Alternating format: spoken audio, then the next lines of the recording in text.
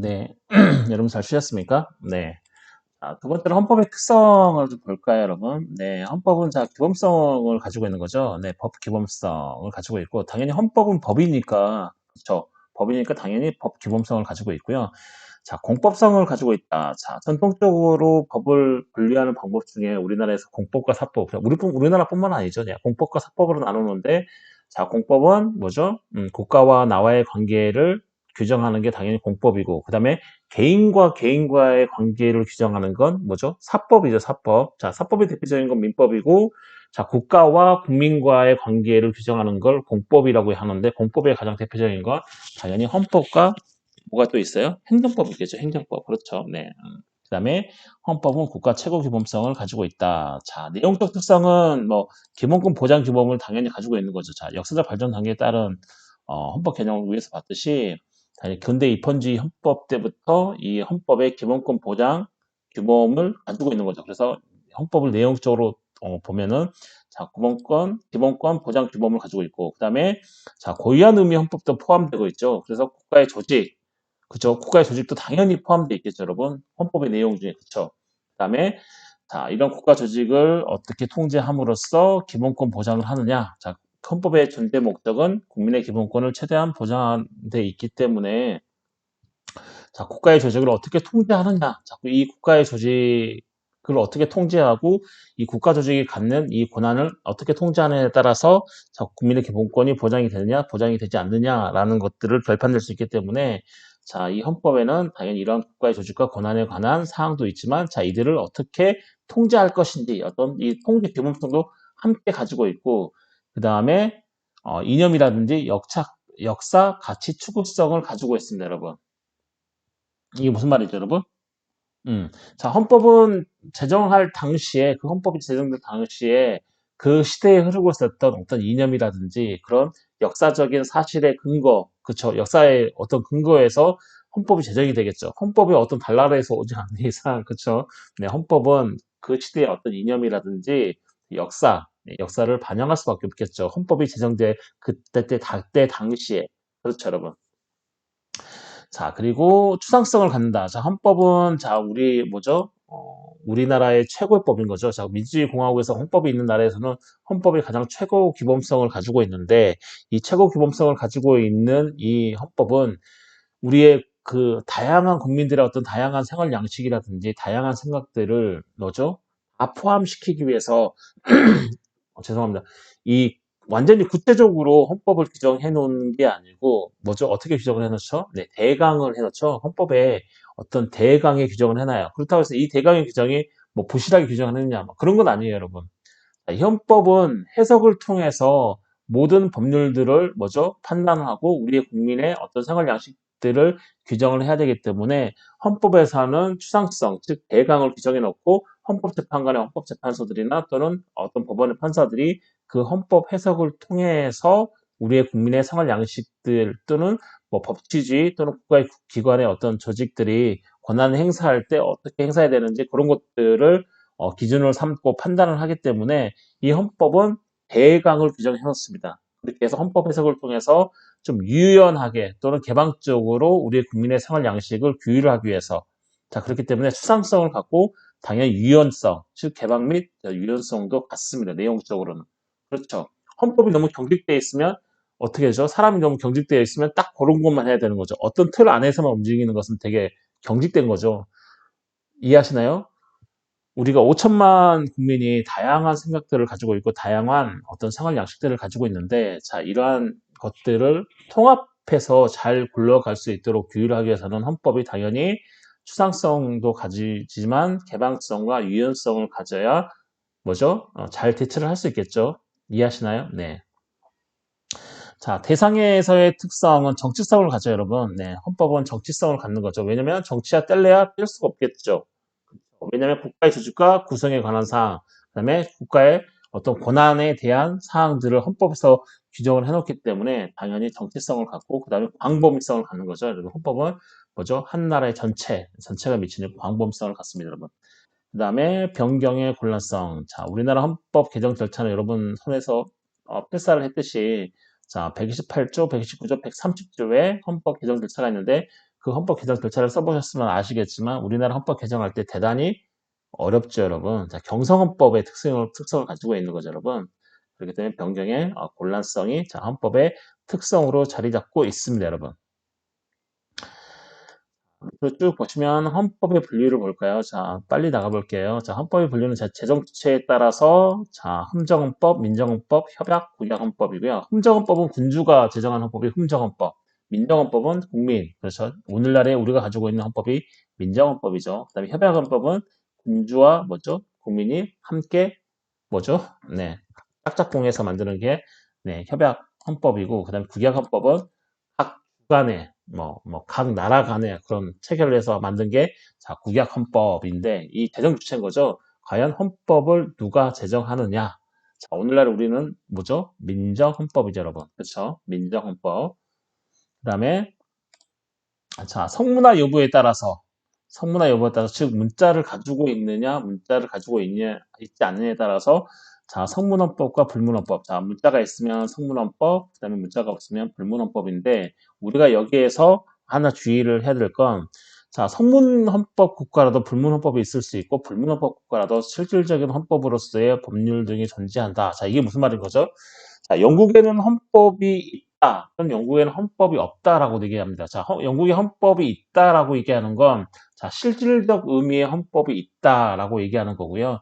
자, 영국에 헌법이 없다라고 얘기하는 건 영국에는 형식적 의미의 헌법이 없다라고 얘기하는 거죠. 우리나라가 성문헌법 국가죠. 그죠? 헌법전이라는 문자로 된 헌법이 있기 때문에 우리나라는 성문헌법 국가지만 불문헌법이 있을 수도 있죠. 예를 들어서 2000년대 초반에 헌법재판소가 뭐라 그랬죠? 대한민국 수도는 서울이다.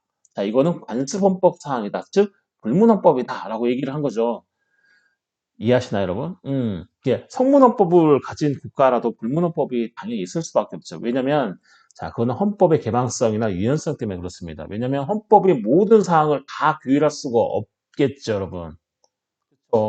헌법은 국가의 최고법으로서 국가의 가장 중요한 사항들의 어떤 대강만을 규정해 놓은 거고 나머지 사항에 대해서는 그 하위 법령, 즉 법률이라든지 명령이라든지 규칙, 조리에 다 위임을 하고 있기 때문에 당연히 이 성문헌법 국가라도 불문헌법이 존재할 수 있습니다. 예를 들면 뭐 대한민국의 수도는 서울이다. 대한민국의 국화는 뭐 무궁화다. 대한민국 국기는 태극기다. 자, 이거는 헌법 전에 없어요. 형식적 의미 헌법이 없어요. 즉 문자로 된 헌법에는 이러한 방금 제가 말한 이 세 가지 사항이 없지만 예를 들면 대한민국의 수도는 서울이다라고 해서 헌법재판소가 이거는 관습헌법이다. 자, 이건 불문헌법이라고 딱 있는 거죠. 자, 그렇다면은 결국은 헌법은 모든 사항을 다 규율해 놓는 건 불가능하기 때문에 결국은 성문헌법을 가진 국가라도 불문헌법이 있을 수 있고 그다음에 불문헌법. 자, 불문헌법 국가라도 실질적 헌법, 즉 실질적 의미의 헌법 사항이 존재할 수 있겠죠.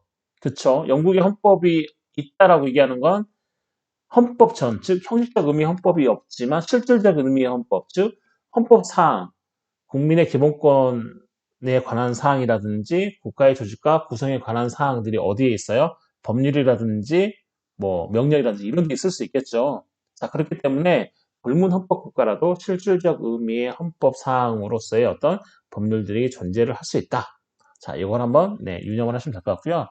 자, 개정 난이도에 따라서 경성헌법과 연성헌법. 자, 경성헌법은 헌법 개정 절차가 일반 법률보다 더 까다로운 헌법을 우리는 경성헌법이라고 얘기하고요. 자, 연성헌법은 뭐죠? 헌법 개정 절차가 일반 법률보다가 아니죠. 법률과 동일하거나 그 이하를 우리는 연성헌법이라고 얘기하고요. 대부분의 성문 헌법은 경성헌법에 속하지만 꼭 그렇지는 않다고 했습니다. 성문헌법 중에서도 이례적으로 연성헌법인 경우가 있어요, 여러분. 네. 자, 그리고 자, 독창적 헌법이냐? 정말 독창적 헌법이냐? 아니면 모방적 헌법이냐? 독창적 헌법이 지금 있을 수 있을까요, 여러분? 아, 어렵겠죠, 여러분. 네, 민주주의 공화국에서 독창적인 헌법을 만든다는 거 되게 어려워요, 여러분. 네. 자, 그럼 결국 모방적 헌법이 될 수밖에 없겠죠, 여러분. 네, 대부분의 헌법은 다 모방적 헌법이라고 생각하시면 됩니다, 여러분. 네. 자, 그리고 헌법의 현실적 규범력에 따라서 자, 규범적 헌법이냐, 명목적 헌법이냐, 가식적 헌법이냐 이렇게 나눌 수가 있는데 자, 헌법이 뭐죠? 그 공동체가 가지고 있는 헌법이 그 공동체를 완벽하게 100% 규율을 하고 있으면 우리는 그걸 바로 뭐라고 얘기하냐면 규범적 헌법이다 얘기하는 거죠. 헌법 조항이 완벽하게, 헌법의 모든 조항이 완벽하게 그 공동체를 완벽하게 규율하고 있습니다. 이럴 땐 우리는 규범적 헌법이다라고 얘기합니다, 여러분. 즉 헌법의 현실적 규범력에 따라서 자 헌법 현실, 즉 우리가 살고 있는 이 공동체 현실을 완벽하게 규율을 하고 있으면 우리는 이거를 규범적 헌법이라고 부르고요. 자, 명목적 헌법은 뭐냐면 헌법이 있고 이 헌법이 공동체를 규율을 하고 있지만 완벽하게 규율하지 못하는 상태. 즉 헌법이 완벽하게 규율하는 상태를 100%라고 얘기하면 명목적 헌법은 100%로 가기 그 전까지를 우리는 명목적 헌법이라고 얘기합니다, 여러분. 이해하시나요, 여러분? 자, 그리고 장식적 헌법 또는 가식적 헌법이라는 건 뭐냐면 헌법이 만들어져는 있는데 헌법이 있긴 하는데 이 헌법이 전혀 우리가 살고 있는 이 공동체의 규율이 전혀 안 되고 있는 상태. 0, 0, 그렇죠? 즉 이렇게 따지면 기본적 헌법은 100%, 가식적 헌법은 0%, 그다음에 1%부터 99%까지는 명목적 헌법이라고 볼 수가 있습니다, 여러분. 이해하시나요, 여러분? 네. 자, 우리나라 헌법은 그러면 어디에 속할까요? 기본적 헌법일까요? 가식적 헌법일까요? 명목적 헌법일까요? 뭐에 속할까요, 여러분? 명목적 헌법에 속할까요?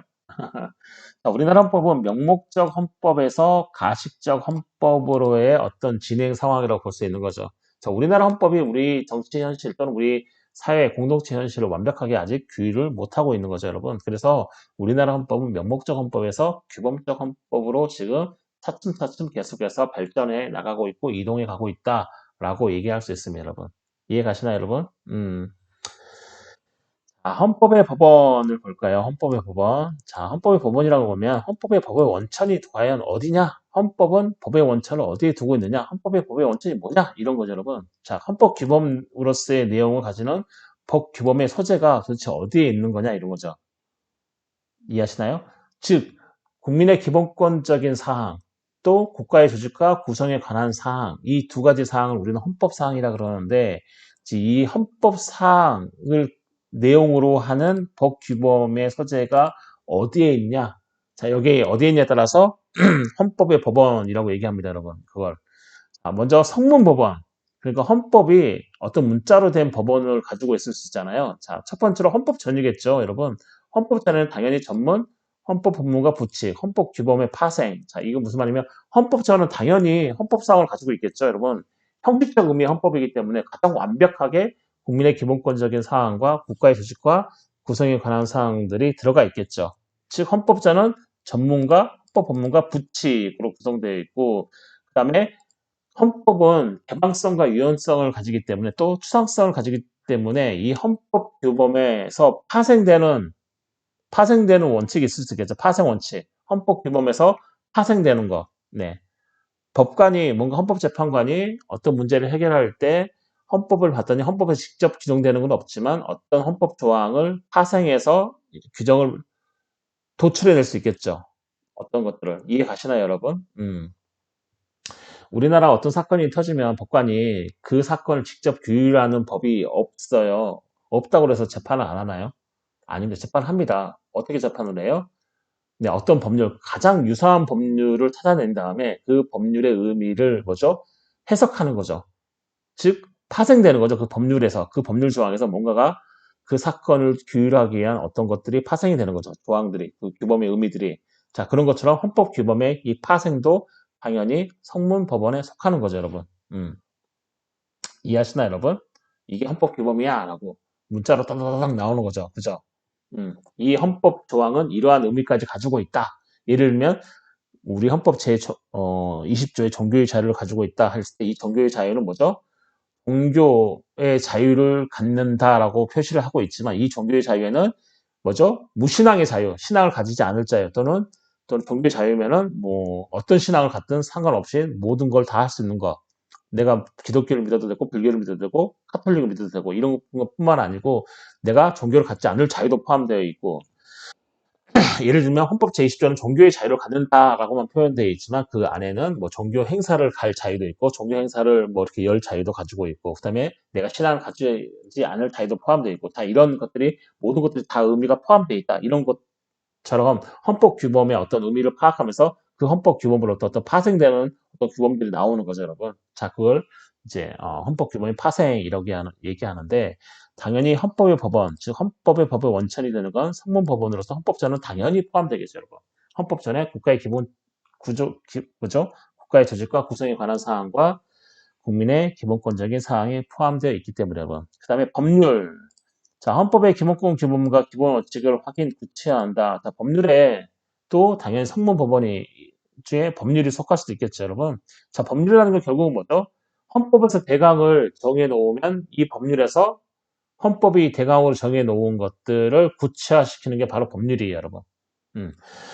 우리나라 최고법은 헌법은 130개 조항으로 우리 국민의 생활 양식을 규율하기 위해서 대강만을 딱 정하고 있는데 130개 조항에서 이 130개 조항을 근거로 이 헌법을 구체화시키는 법령이 뭐냐면 바로 법률인 거죠. 좀 더 자세히 법률에서 규정을 해놓고 있는 거죠. 법률을 제정할 때는 어디에 근거가 있어요? 당연히 그럼 헌법에 근거가 있겠죠. 그렇죠? 그렇기 때문에 헌법이 위반되면 안 되겠죠, 법률들이. 그래서 헌법이 위반된 법률들은 당연히 헌법재판소에서 위헌법률 심판을 받게 되는 거죠, 여러분. 왜냐하면 이 법률은 헌법의 기본권 규범과 기본 원칙을 확인하고 구체화시키는 법이 바로 법률이기 때문에 그런 거죠, 여러분. 그 다음에 명령, 규칙, 자치법규, 조례, 그 다음에 조약이라는 국제법규, 자 이런 것들이 전부 다 헌법의 법원이 될 수 있겠죠, 여러분. 결국은 헌법 존재 형식, 이 존재 형식이 어찌됐든 그 국가의 조직과 구성에 관한 사항이라든지 국민의 기본권적인 사항을 가지고 있으면 그거는 성문법원 중에 어떤 법의 형식을 가지고 있든 그거는 헌법의 법원으로서의 작용을 할 수 있다는 얘기입니다, 여러분. 이해하시나요, 여러분? 그다음에 불문법원. 자, 불문법원으로서는 자, 헌법 관습법이 있을 수 있겠죠. 자, 헌법재판소에서 의해서 확인. 예를 들면 대한민국의 수도는 서울이다. 이거는 어디에도 없어요. 어디 법률에도 없는데 자, 관습인 거죠. 관습헌법으로서 헌법재판소에서 확인을 하고 있죠. 헌법관습법으로서. 그렇죠.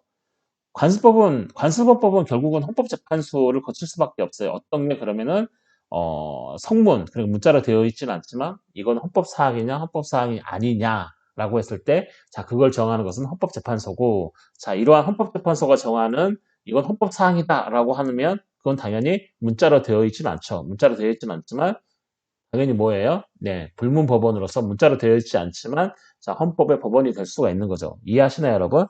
예를 들면 대한민국의 수도는 서울이다. 자, 이런 거죠. 어디에도 없는데 헌법재판소가 2000년대 초반에 야, 서울이지. 이건 헌법사항이다 하면 그건 헌법이 되는 거죠, 여러분. 이해하시나요? 문자로 되어 있지 않죠. 그래도 헌법이 되는 거죠. 그래서 자, 헌법의 법원으로서 어떤 불문법원은 일단 제일 먼저 떠올릴 수 있는 게 헌법 관습법이 되겠습니다. 어떤 헌법적 관련 내지 관행이 국민에게 일반적으로 헌법 규범으로 인식되고 있으면 그거는 당연히 헌법 관습법이 되는 거고요. 자, 이 성립 요건이 있습니다. 이 헌법 관습법이 성립되기 위한 요건은 뭐냐면 자, 헌법상에 대한 어떤 관행이나 관례가 존재해야 되는 거죠. 예를 들면 대한민국의 수도는 서울이다 또는 대한민국의 국가는 무궁화다, 대한민국 국기는 태극기다 이런 관행이나 관례가 존재를 해야 되고 그 관행이 계속해서 반복이 되는 거죠. 반복. 네, 반복. 그래서 대한민국 수도는 서울 계속 이렇게 반복이 되는 거고 그다음에 그 관행이 계속해서 지속이 되는 거죠. 그렇죠? 뭐 하루 이틀 지속되다 끝나는 게 아니고 뭐 한 달, 두 달, 1년 이내 있다가 끝나는 게 아니고 쭉 지속이 돼야겠죠. 네, 쭉 지속이 되고 그다음에 그 관행이 명확해야겠죠. 명확. 네, 이 관행이 명확해. 대한민국에서는 서울이다. 그다음에 여기에 포함해서 뭐가 있냐면 한 번도 이 관행이 지속이 되면서 반대되는 관행이 없어야 되는 거죠. 예를 들면 대한민국에서는 서울이다 했다가 갑자기 뭐 1900년대 초에는 대전이다 였다가 다시 1920년에 서울이다. 자, 이런 관행이 지속되는 그 중간에 반대되는 관행이 한 번도 없을 것도 이 관행의 지속에서 요구되는 요건입니다. 그리고 관행의 명확성, 그다음 국민적 합의. 국민적 합의가 뭐죠? 국민적 합의란 건 뭐냐면 어느 국민이든 누구든지 이거는 강제성을 갖는다라고 국민들이 인식을 하고 있는 거죠. 이해하시나요, 여러분? 국민적 합의는 뭐냐면 국민 모두가 이건 강제성을 가지고 있다. 대한민국 국민 모두라면 대한민국 수도는 서울이다라는 그 점에 의문의 여지가 없겠죠, 여러분. 음, 그만큼 강제성을 가지고 있는 거죠. 아, 우리 수도는 서울이다. 여기에 강제성이 부여되어 있는 거죠. 그런 국민적 합의. 자, 이런 요건을 갖췄을 때 헌법재판소는 뭐죠? 이게 비록 문자로 되어 있지 않고 떠돌아다니는 말뿐이지만 이거를 뭐죠? 관습헌법, 즉 헌법관습법으로 자, 인정한다. 자, 이겁니다. 이런 것들이 곧 불문법원으로서의 헌법의 법원이다라고 얘기할 수 있는 거죠, 여러분. 이해가시나, 여러분? 자, 그리고 자, 성문법원과 불문법원의 관계. 자, 쉽습니다. 여러분. 헌법관습법은 성문헌법을 보충한다. 즉 뭐냐면 불문헌법은 성문헌법을 보충한다. 그런 거죠. 성문헌법이 없을 때 비로소 이게 불문헌법이 있느냐 없느냐를 헌법재판소가 따지는 거죠. 그렇기 때문에 성문헌법이 있음에도 불구하고 불문헌법을 찾지는 않겠죠. 왜냐하면 성문헌법이 있으니까. 그렇죠. 하지만 성문헌법이 없으면 비로소 헌법재판소가 이런 거 저런 거 다 따져서 이게 불문헌법이냐 아니냐를 따지는 거고, 당연히 그러면 이 불문헌법은 성문헌법 그 다음이겠죠. 우선순위가. 그렇죠. 성문헌법에 일단 있으면 성문헌법 가는 거고, 없으면 불문헌법 가는 거죠. 그죠? 네. 이해하시나요, 여러분? 그래서 헌법 성문헌법을 보충한다 이렇게 얘기합니다. 불문헌법은 성문헌법을 다 보고 나서 없으면 불문헌법을 적용을 하죠. 그걸 이제 보충성의 원칙 이렇게 얘기하는 거죠, 여러분. 그래서 이 헌법관습법은 성문헌법을 보충하는 효력을 가지고 있고, 이게 당연히 불문헌법이기 때문에 이 불문헌법이 문자로 되어 있는 성문헌법을 폐기하거나 또는 변경하는 것은 불가능합니다, 여러분. 불문헌법으로 성문헌법을 폐지한다던가, 불문헌법으로 성문헌법을 개정한다는 것은 불가능하죠, 여러분. 하지만 이 불문헌법, 이 헌법관습법이 대표적인데, 이 관습헌법을 변경 또는 폐기하기 위해서는 헌법 개정 절차를 거쳐야 한다, 이런 거죠, 여러분. 웃긴 거죠, 여러분. 자, 불문헌법과 성문헌법의 관계를 자세히 보시면, 자, 불문헌법은 성문헌법을 보충하고 이 불문헌법으로 성문헌법을 폐지한다든지 또는 성문헌법을 뭐죠? 변경을 할 수는 없지만, 이 불문헌법도 이 불문헌법 헌법재판소가 헌법 사항이다라고 얘기하는 이 불문헌법도 이 불문헌법 조항을 개정하려면은 성문헌법에 규정되어 있는 규정 절차, 즉 우리나라 128조, 129조, 130조에 나와 있는 그 개정 절차에 따라서 이 불문헌법도 개정을 해야 되는 겁니다, 여러분. 이해하시나요, 여러분? 아이러니하죠, 여러분. 그 다음에 헌법조리법이겠죠. 자, 조리법들 중 헌법적 내용을 가진 법원칙인 거죠, 여러분. 뭐 예를 들면 뭐 비례 원칙이라든지 평등 원칙이라든지 신뢰 보호 원칙, 자, 헌법의 일반 원칙, 자, 법칙적 성격을 가진다. 자, 헌법 조리법도 자 뭐죠? 여기 불문법원, 불문법원 중에 하나인 거죠. 자, 그래서 이 조리가 뭐냐면은 결국 그럽니다, 여러분. 헌법, 법률, 명령, 규칙 다 해도 없어요. 없으면 마지막에 조리에 의한다. 이 조리가 뭐냐면 자연 원칙인 거죠. 자연 원칙. 쉽게 말하면 자연 원칙입니다. 그래서 이 헌법조리법이란 말이면 이 자연 원칙 중에서도 헌법적인 그런 사항들을 가지고 있느냐 이런 거죠. 예를 들면 뭐 이런 거죠. 뭐 평등 원칙이라든지 신뢰 보호 원칙이라든지, 자, 비례 원칙은 나중에 제가 설명해 드릴게요. 비례 원칙이라든지, 자, 이런 것들 법 원칙도 당연히 헌법의 법원으로서 헌법의 불문 법원으로서의 어떤 위치를 갖는다 이런 거죠. 자, 헌법의 일반 원칙이고 당연히 이것도 보통성의 원칙을 갖겠죠. 그렇죠. 불문헌법 중에 하나니까. 그렇죠. 불문헌법은 당연히 성문헌법의 보통적인 성격을 가지고 있는 거죠. 성문헌법이 다 해보고 없으면 불문헌법으로 넘어오는 거니까. 그렇죠. 그리고 헌법조리법은 당연히 불문헌법 중에 한 가지니까 당연히 보충성 성격을 갖겠죠. 보충적 성격을 가지는 헌법조리법. 그 다음에 세 번째로 헌법 판례가 있겠죠. 헌법재판소가 계속해서 자, 헌법 판례를 하는 거죠. 자, 헌법재판소에서 계속 헌법적 문제가 제기가 되면 헌법재판소에서 거기에 대한 해석을 내놓죠. 자, 이런 거다, 저런 거다 할 때, 자, 그런 이 판례들도 자, 헌법의 법원이 될 수 있습니다. 그래서 우리 헌법재판소가 이것도 헌법의 법원이 될 수 있다고, 즉 헌법의 법의 원천이 될 수 있다고 우리나라 헌법재판소가 인정을 하고 있습니다. 그 다음에 그 외에 불문 국제헌법규범도 당연히 국제법이나 조약과 같은 명문의 규정이 아닌 불문의 국제간섭법이 존재하는데 그 국제간섭법도 당연히 뭐죠? 헌법의 법원이 될 수 있는 거죠. 이해하시나요, 여러분? 이것도 불문 국제헌법규범도 당연히 국제법규나 조약과 같은 명문의 규정이 아닌 불문의 국제관습법이 존재를 하기 때문에 당연히 이것도 네, 헌법의 법원이 될 수가 있습니다. 국민의 기본권적인 그런 사항들, 예를 들면 뭐 불문은 아닌데 예를 들면 국제적으로 어떤 인권이라든지 인권 규약이라든지 이런 게 있을 수 있겠죠, 여러분. 자, 국제간섭법적으로 네, 뭐 그런 것들이 당연히 이거는 뭐죠? 국민의 기본권적인 사항을 다루는 거기 때문에 당연히 헌법의 법원이 될 수 있다. 자, 이런 거죠, 여러분. 이해하시나요, 여러분? 자, 여기까지 하고요. 일단 2차 시를 마치고 계속해서 3주차 걸 할게요. 잠시만요. 네.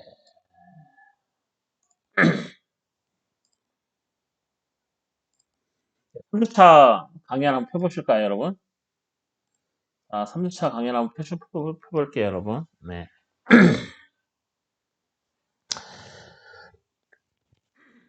죄송합니다, 여러분. 네. 자, 다 펴셨나요? 3주차 헌법. 네, 인권과 헌법 강의야. 인권과 헌법이 아니죠, 여러분. 자, 헌법과 인권 강의 펴셨나요, 여러분? 네, 펴셨군요. 네. 조금만 더 하고, 네, 마치도록 하겠습니다, 여러분. 자, 기본권 볼까요? 자, 기본권. 자, 기본권을 보겠습니다. 좀 전까지는 자, 헌법에 대해서 저희가 이제 배웠고요. 이제 3주차에는 본격적으로 헌법과 인권 강의에 있어서 어떤 이제 본격적인 어떤 이제 강의를 하게 될 텐데, 일단 이제 중요한 게 기본권인 거죠, 여러분. 자, 기본권이라는 일단 개념을 일단 보시면, 자, 기본권은 여러분들 많이 들어보셨을 거예요. 그렇죠? 뭐, 자유권적 기본권, 청구권적 기본권, 참정권적 기본권, 그런 거죠, 뭐. 여러분 제일 많이 들어보시는 게 뭐, 자유권적 기본권을 많이 들어보셨을 거고, 그 다음에 사회권적 기본권도 좀 들어보셨겠죠, 여러분. 자, 기본권. 그럼 우리가 말하는 이 기본권의 개념이 뭐냐? 도대체 뭐가 기본권이냐? 결국은 기본적인 권리인 거죠, 여러분. 기본적인 권리.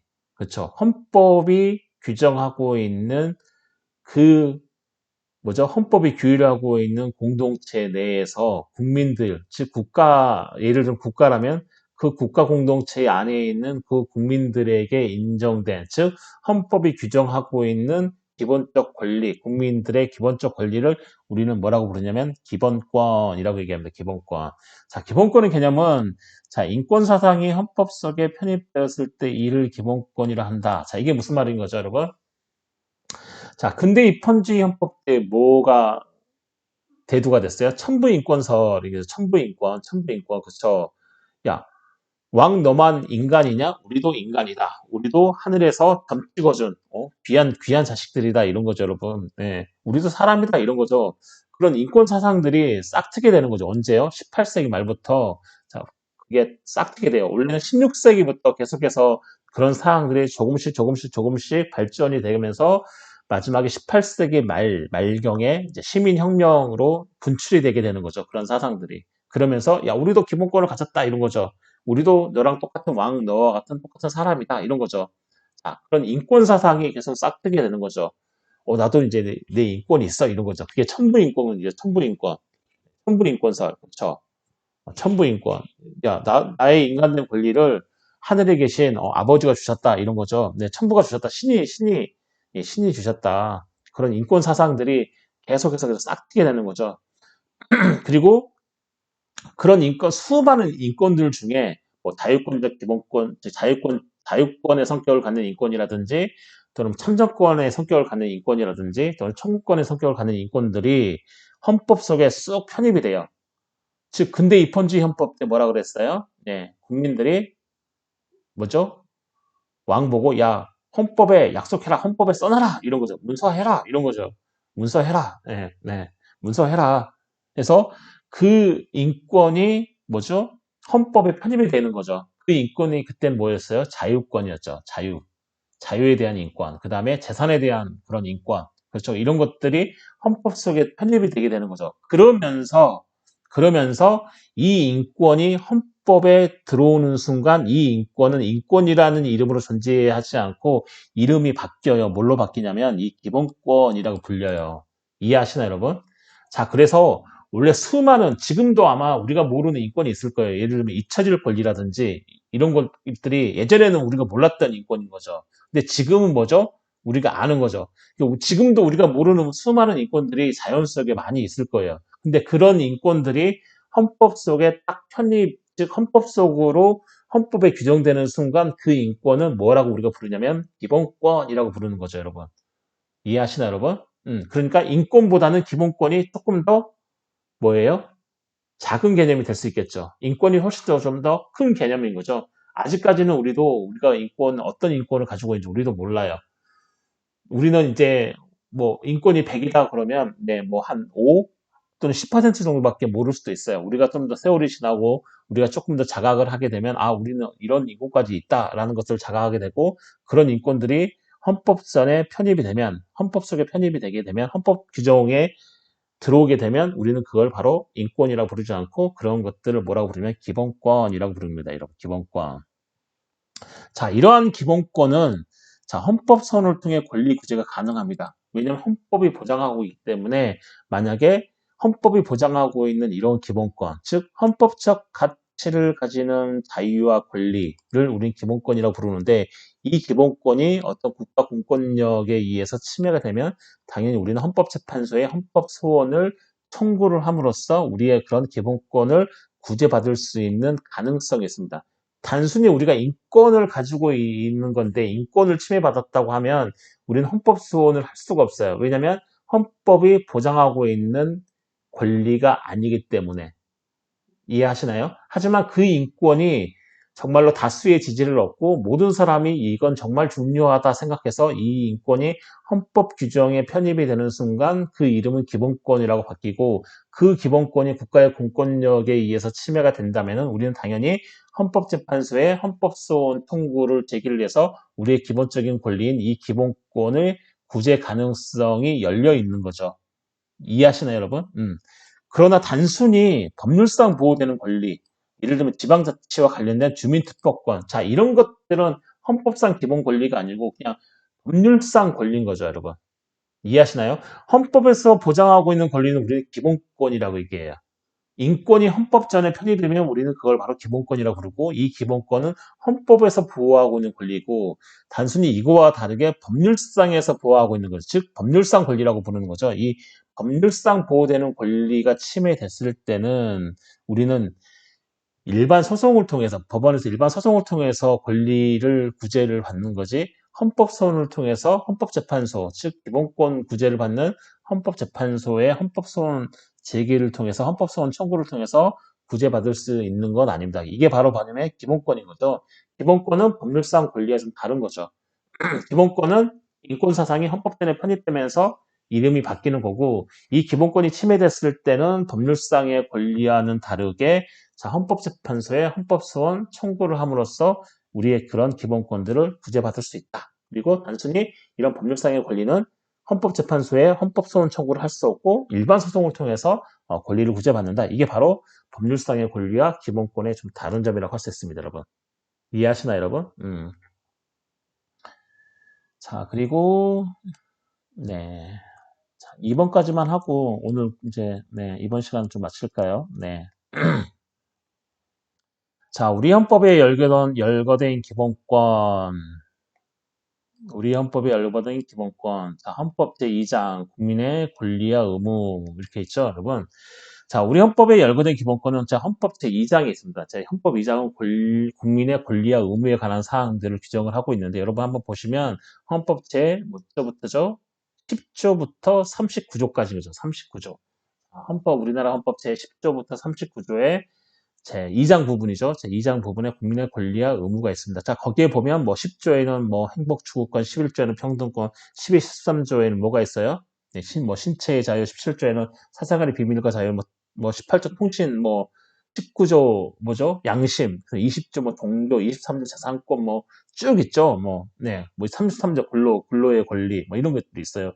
자, 이런 것들이 제2 헌법 제2장에 규정이 되어 있는데 자, 당연히 그런 기본권들은 헌법이 보장하고 있는 기본권이고요.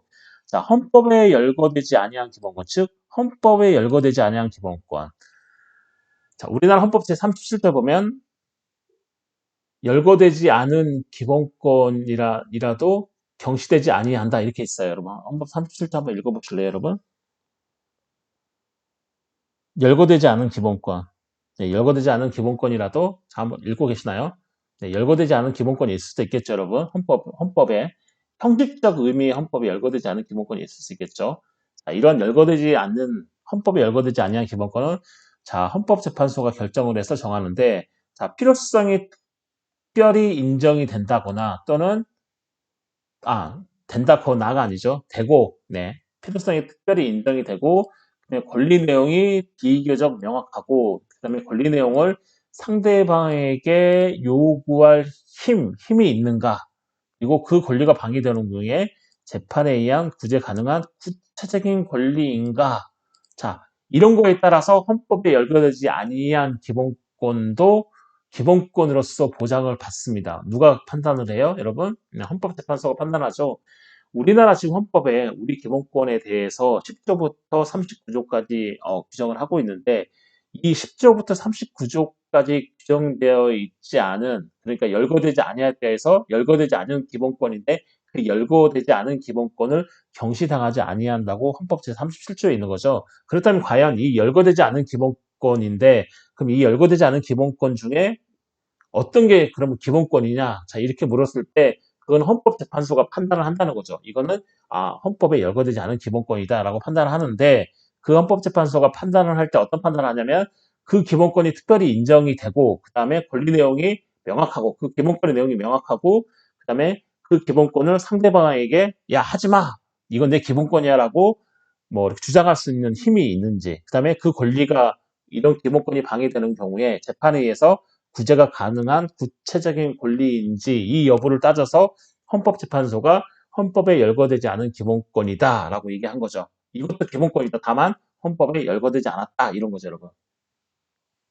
자, 헌법 제10조 또는 헌법 제37조 1항에서 도출 예를 들어서 인격권. 자, 인격권인데 뭐 인격권은 명예권, 성명권, 초상권이죠. 또는 뭐 자기 결정권이라든지 또는 알 권리라든지 생명권.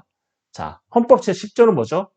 즉 무슨 말이냐면 헌법에 열거되지 아니한 기본권을 어디에 근거를 두느냐? 헌법에 열거되지 아니한 기본권이다. 이거를 헌법재판소가 결정할 때 어디에 근거를 두냐면 자, 헌법 10조에 근거를 두죠. 일단 헌법 10조에 뭐죠? 인간의 존엄과 가치, 행복 추구.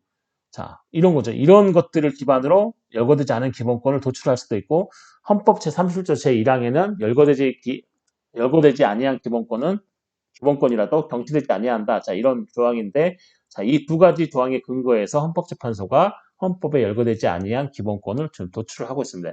예를 들면 뭐 헌법재판소가 도출한 기본권이 뭐 인격권이라든지 또는 요즘에 뭐 자기결정권, 요즘 많이 들어보셨죠? 성적 자기결정권 많이 들어보셨죠? 뭐 그런 거라든지 알 권리, 알 권리 들어보셨나요?